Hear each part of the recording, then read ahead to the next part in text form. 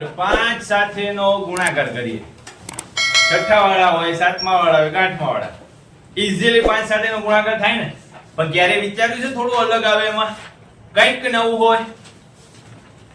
જો બેકી સંખ્યા સાથે 5 નો ગુણાકાર કરતા હોય ને ત્યારે ધ્યાન દો. જો 2 હું શું બોલ્યો?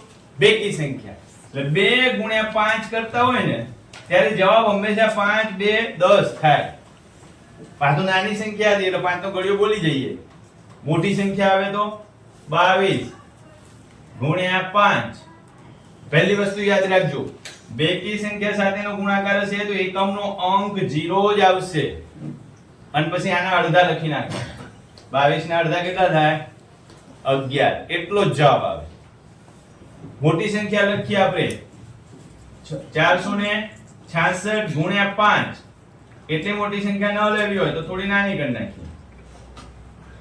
46 ગુણ્યા 5 તો 0 તો મૂકી દઈએ. 46 ના અડધા કેટલા થાય? તો કે 23 દુ 46 એટલે 23. 400 થોડી મોટી સંખ્યા લો. ચલો 530 34 534 ગુણ્યા 5 0 તો આવશે જ. 534 ના અડધા કેટલા થાય ભાઈ? બોલો. 500 ના અડધા 250. 17 ના 34 ના અડધા 17. 17 વત્તા 250 કેટલા થાય? 267. જવાબ કરવો હોય તો કરી લો. આવો જ જવાબ આવશે. શું ધ્યાનમાં રાખવાનું છે?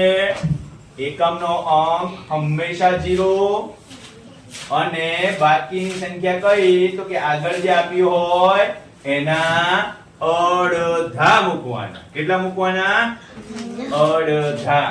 પણ આ તો બેકી સંખ્યાની વાત થઈ. પણ ક્યારેક એવો પણ આંકડો આવે ને કે જે એકી સંખ્યા હોય તો શું કરીશું?